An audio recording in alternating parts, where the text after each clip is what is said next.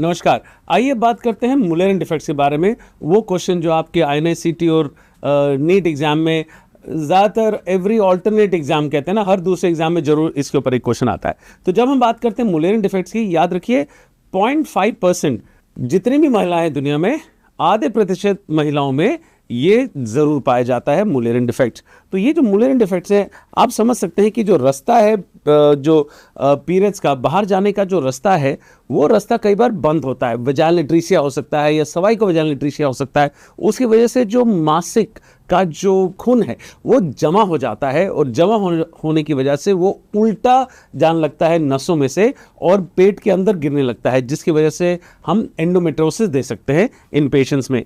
सो दो प्रॉब्लम्स हैं, एक है एंडोमेट्रियोसिस और दूसरा है रीनल डिफेक्ट्स। ये दो चीजें हैं जो आप देखते हैं मुलेरन डिफेक्ट्स के साथ।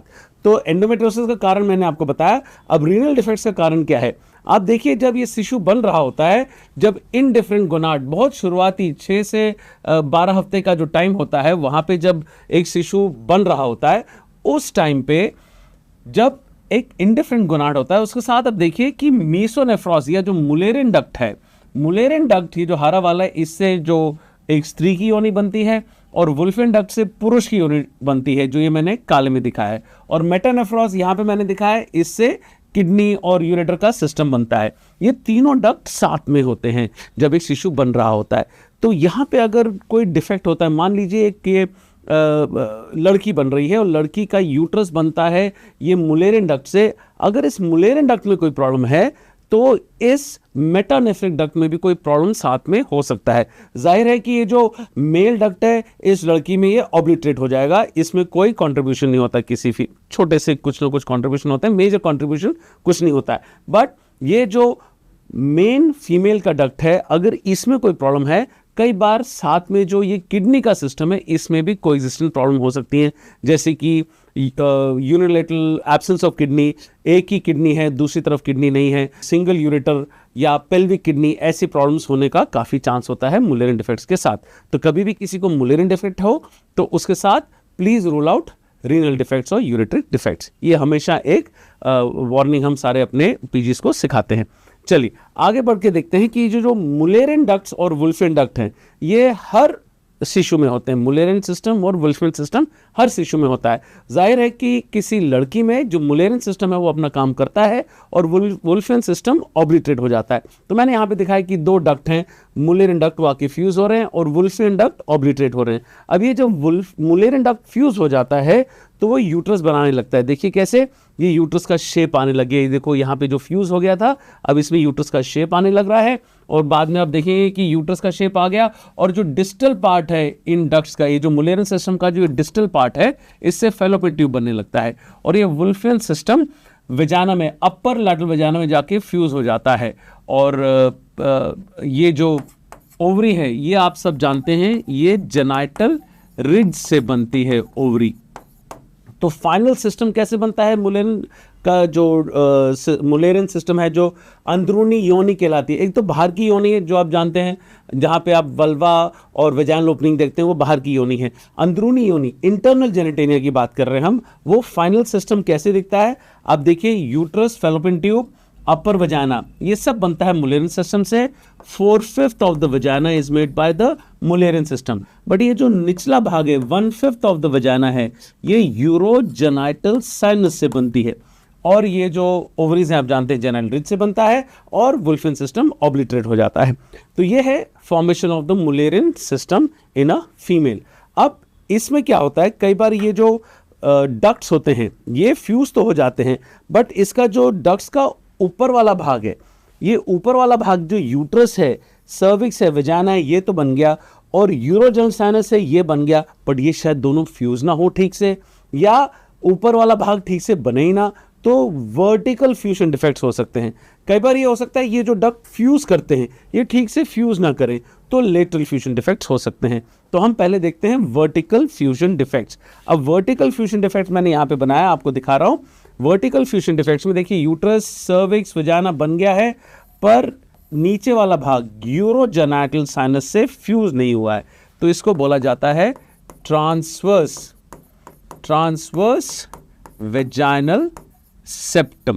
अब यूट्रस, ट्यूब्स और सर्विक्स बन गया है, पर वजाना नहीं बना है, और बस एक लोअर 1/5 ऑफ वजाना बन गया है जो यूरोजल साइनस से आता है। तो ये एक छोटा सा, इसमें देखिए वजाइनल कैनाल नहीं है, एक छोटा सा डिप्रेशन है, छोटा सा एक हल्का सा गड्ढा जैसा होता है पेरिनियम में, ये एक प्रॉपर वजाना जैसा नहीं होता है। तो ये बन जाता है एक वेजाइनल एट्रीसिया वाला पिक्चर। फिर कई बार यूट्रस बन जाता है बट सर्विक्स और वजाना दोनों एब्सेंट होते हैं, उसको बोलते हैं सर्वाइको वेजाइनल एट्रीसिया, और उसके साथ में शैलो ब्लाइंड वेजाना होता है। और कई बार क्या होता है, पूरा मुलेरियन सिस्टम ही गायब होता है, इसे बोलते हैं मुलेरियन, कंप्लीट मुलेरियन एजेनेसिस। अब ये जो कंप्लीट मुलेरियन एजेनेसिस है, आप जानते हैं इसे Mayer Rokitansky Kuster Hauser syndrome भी बोला जाता है, MRKH syndrome, Mayer Rokitansky Kuster Hauser syndrome. और इसमें यूट्रस बिल्कुल नहीं होता, वजाना सर्विक्स कुछ नहीं होता, बट एक शैलो ब्लाइंड वजाना होता है इसमें। तो अब इन सब में प्रेजेंटेशन क्या होता है, ज़्यादातर देखा जाता है कि जब ये कोई लड़की जिसको ये mayor Rokitansky Kuster Hauser syndrome है, उसको तो पीरियड्स आने वाले नहीं हैं, कंप्लीट मुलेरियन तो कभी पीरियड नहीं आएंगे। पर ये जो बाकी 3 लड़कियां हैं, इनको क्या होता है कि इनका जो मासिक धर्म है वो बनने तो लग जाता है, पीरियड्स बनने लग जाते हैं, बट वो एकत्रित हो जाते हैं यूट्रस के अंदर या फिर वेजाना के अंदर, और वो बाहर नहीं आते हैं। ये बाहर नहीं आएंगे तो ये पेशेंट को हम कहते हैं इसका पीरियड बन रहा है पर छुपा हुआ है, जिसको हम कहते हैं क्रिप्टोमेनोरिया, हिडन मेंस्ट्रुएशन। वही हालत यहाँ पे भी हो सकती है जो हमारा वेजाइनल एट्रीसिया वाला पेशेंट है, और सिमिलरली यही हालत इस पेशेंट में हो सकती है जिसमें सर्वाइको वेजाइनल एट्रीसिया है। पर हाँ, मुलेरियन एजेनेसिस में ऐसा कुछ नहीं होगा, इसको पीरियड बनेंगे नहीं। तो ये 3 लड़कियां आपको कैसे प्रेजेंट करेंगी, ये आएगी कोई 15-16 साल की लड़की आएगी, 13-14 साल की लड़की आएगी, कहेगी कि मुझे हर महीने पेट में 4-5 दिन बहुत दर्द होता है और पीरियड तो मेरे को आ नहीं रहे हैं। आप अल्ट्रासाउंड करके देखोगे कि इनके पेट के अंदर जब अल्ट्रासाउंड करेंगे तो आप देखेंगे कि यूट्रस के अंदर ब्लड जमा हुआ है और वो हर महीने थोड़ा बड़ा होता जा रहा है। तो इसे बोला जाता है क्रिप्टोमेनोरिया, क्रिप्टोमेनोरिया या हिडन मेंस्ट्रुएशन। तो अब इन चारों पेशेंट्स को वजाना बनाना जरूरी है। जाहिर है कि ये तीनों लड़कियां तो जब प्यूबर्टी में इनको पीरियड नहीं आएगा और ये खून जमा होने लग जाएगा और इससे हर महीने उनको पेन बढ़ता रहेगा, तो इसलिए इनकी वेजाइनोप्लास्टी तो करनी ही पड़ेगी, वजाना बनाना पड़ेगा। वेजाइनोप्लास्टी, उसका ढंग क्या है वो कोई नहीं पूछेगा अभी आपसे। वेजाइनोप्लास्टी की जाती है इन तीनों लड़कियों में प्यूबर्टी के टाइम, इन तीनों लड़कियों में। अब ये जो चौथी लड़की है, इसको वजाना की जरूरत है। आप सोचेंगे भाई इसको पीरियड तो आ नहीं रहा, तो वजाना बनाने की क्या जरूरत है। भाई संभोग के लिए भी तो वजाना की जरूरत है, सेक्स के लिए वजाना की जरूरत है। तो ये मत सोचिए कि देखिए ये स्त्री पूरी नॉर्मल स्त्री है, इसका क्लाइटोरिस भी है, तो योनि का जो बाहर का हिस्सा है, जो बाहर की योनि है वो पूरी बनी है, बट अंदरूनी योनि नहीं बनी है और वजाइनल ओपनिंग नहीं है। तो इसका क्लाइटोरिस है, तो इसको सेक्सुअल स्टिमुलेशन वो सारे भाव होंगे, पर ये संभोग नहीं कर पाएगी। तो इसलिए इस केस में भी वजाना बनाना अनिवार्य है, पर इसमें वजाना बनाई जाती है जब संभोग की पॉसिबिलिटी होती है, जब ये स्त्री संभोग करना शुरू करना चाहती है, जब ये अपनी शादी प्लान करती है, तभी इसका हम लोग वजाना का कंस्ट्रक्शन करते हैं। तो इसमें फिर वजाना बनाई जाती है बिफोर सेक्स इज प्लान। उसमें कोई हम अवधि नहीं दे सकते, कोई उम्र नहीं दे सकते, जब वो सेक्स प्लान करेगी तब उससे पहले हम वजाना बना देते हैं। तो वो वजानोप्लास्टी, इसके काफ़ी सारे नाम है, वो कैसे बनाई जाती है उसका भी यहाँ पे कोई ज़रूरत नहीं है डिस्कशन करना। आगे बढ़ते हैं, अब देखते हैं लेटरल फ्यूजन डिफेक्ट्स। अगर 2 डक्ट्स जो लेटरली आके फ्यूज़ करते हैं और अच्छे से फ्यूज़ ना करें तो फिर लेटरल फ्यूजन डिफेक्ट्स होते हैं। अब पहला वाला मैं जो आपको दिखा रहा हूँ, यहाँ पे डक्ट्स बिल्कुल भी फ्यूज़ नहीं करे हैं, बिल्कुल फ्यूज़ ना करें, और 2 डक्ट आके उन्होंने अपने अपने सेपरेट यूट्रस बना दिए हैं, तो इसको बोला जाता है डायडेल्फिस uterus.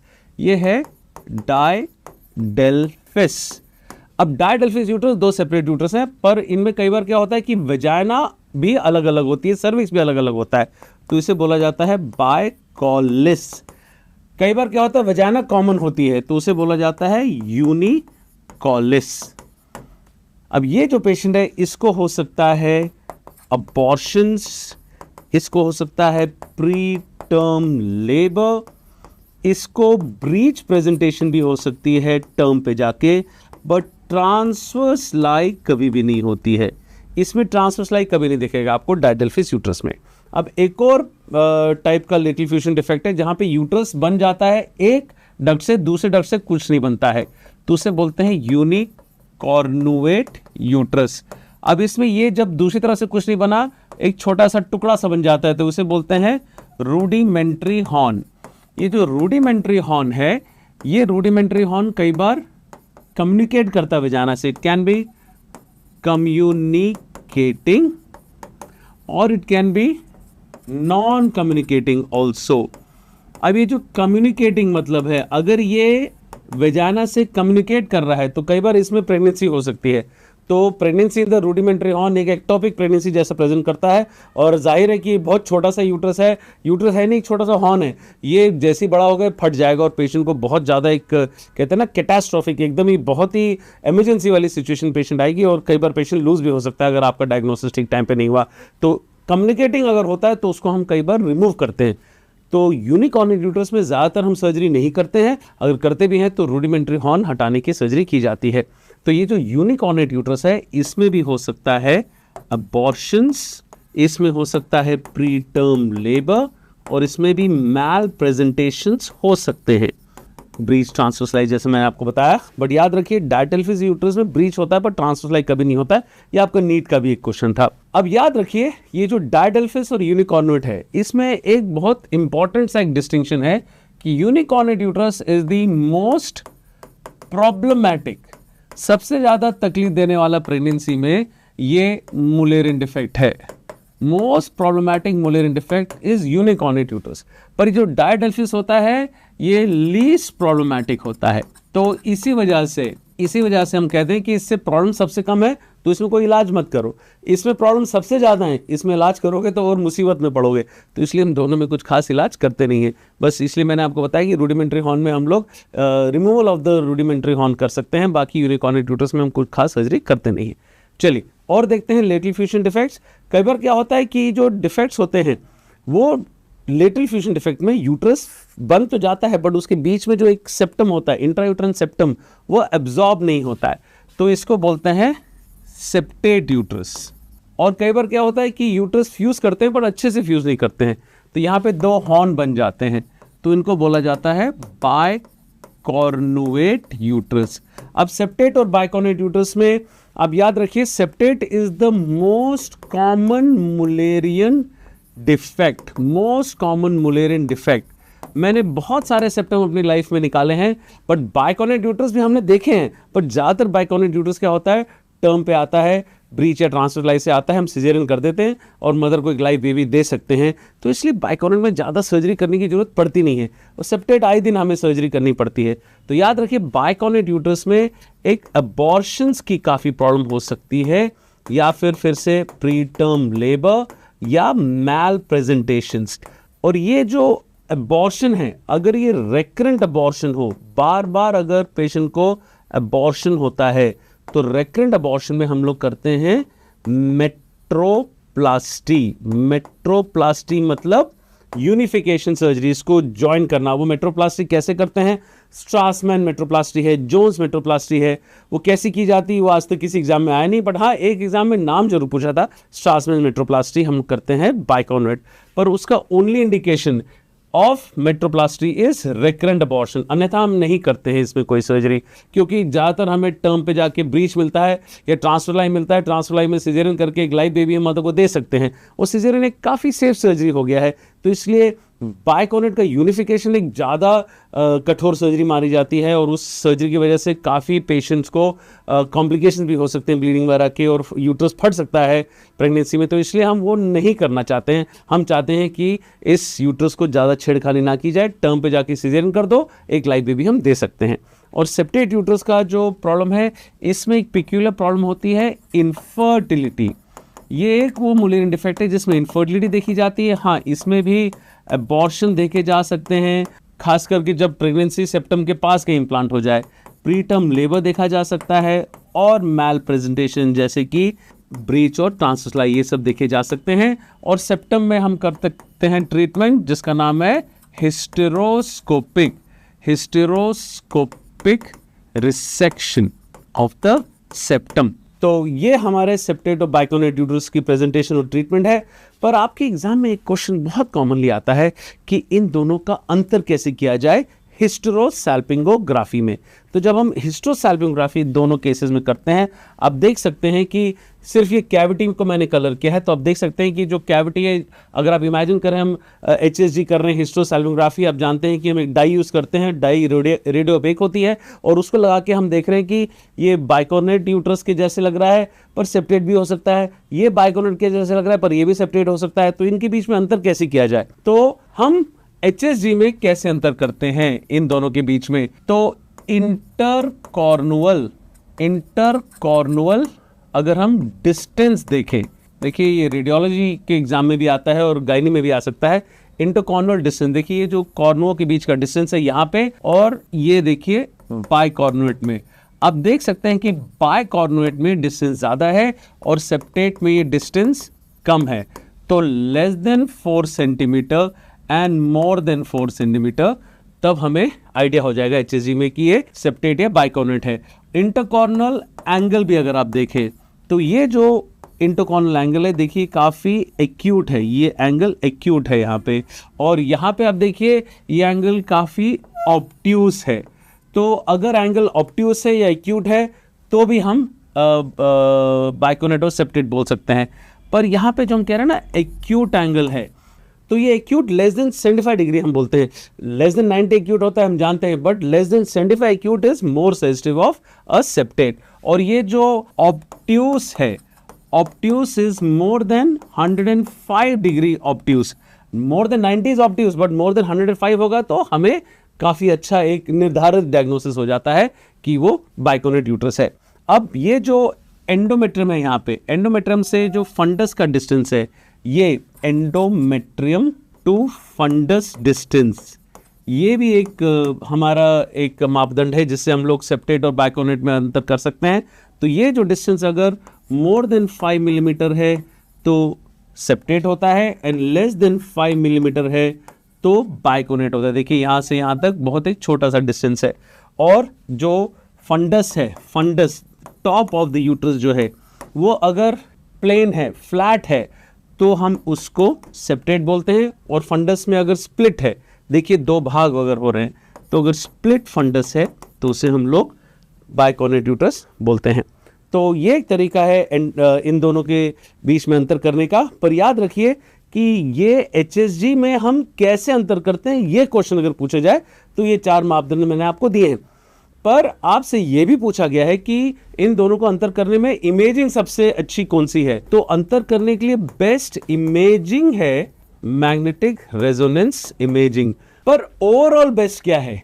Overall best method to distinguish, तो वो होता है लैप्रोस्कोपी एंड हिस्ट्रोस्कोपी। एक लैप्रोस्कोप पेट से डालेंगे और ऊपर से पहले यूट्रस को देख लेंगे, तो प्लेन फंडस है कि स्प्लिट फंडस है, फिर हम यूट्रस के अंदर जाके हिस्ट्रोस्कोप से कैविटी को देख लेंगे। तो laparoscopy plus a hysteroscopy, that is the best method to distinguish between a septate and a bicornuate uterus. तो ये हो गया हमारा अंतर करने का तरीका। तो ये हमारा मुलेरियन सिस्टम के डिफेक्ट्स की बातें हैं। पर इसकी क्लासिफिकेशन एक मैं आपको बता रहा हूँ कि मुलेरियन सिस्टम के जो डिफेक्ट्स हैं उसकी क्लासिफिकेशन क्या है। ये जो मैंने एक आपको पिक्चर दिया है, ये है European Society of Human Reproduction and Embryology, ESHRE की क्लासिफिकेशन है। इसके बाद एक American Society of Reproductive Medicine है, उसकी लेटेस्ट क्लासिफिकेशन 2021 की आई हुई है। वो 3 बड़े बड़े पेजेस में है। याद रखिए आपसे ये क्लासिफिकेशन कोई नहीं पूछने वाला है, पर हाँ एक बार पीजे एग्जाम में मुझे ज्ञान पड़ता है कि किसी MCQ बुक में हमने देखा था कि एक क्वेश्चन आया था कि जो सेप्टेट यूट्रस होता है वो किस कैटेगरी का है, और उसमें U1, U3, U4 ऐसे करके चॉइस दिए हुए थे। तो मुझे लगता नहीं कि वो एग्जाम में आया था, मेरे को लगता है किसी ने कोई MCQ बुक बनाई होगी तो उसमें डाल दिया होगा वो क्वेश्चन। बहरहाल हम आपको इतना जरूर बता सकते कि एशरे की क्लासिफिकेशन याद रख लीजिए, थोड़ी ईजी भी है और ये इतनी मुश्किल नहीं है कि जो सबसे कॉमन मुलेरियन डिफेक्ट होता है वो सेप्टेट होता है। तो इतना याद रख लीजिए कि वो U2 होता है। तो U0 है नॉर्मल यूट्रस, शायद आपको दिख नहीं रहा होगा यहाँ पे। U1 है डिस्मॉर्फिक यूट्रस, ये जो टी शेप्ड यूट्रस होता है, जो डाइथाइलसिल्वेस्ट्रॉल अगर मदर ले तो बच्चे में, अगर एक लड़की बच्चा है तो उसके यूट्रस में टी शेप्ड यूट्रस हो सकता है। और U2 तो सेप्टेट मैंने आपको बताया है।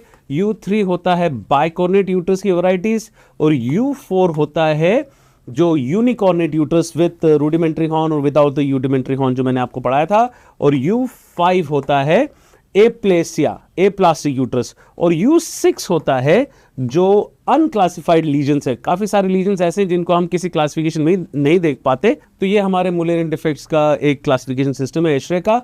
और ये जरूर याद रखिएगा कि most common Mullerian defect septate uterus होता है, बाइकॉर्नेट नहीं।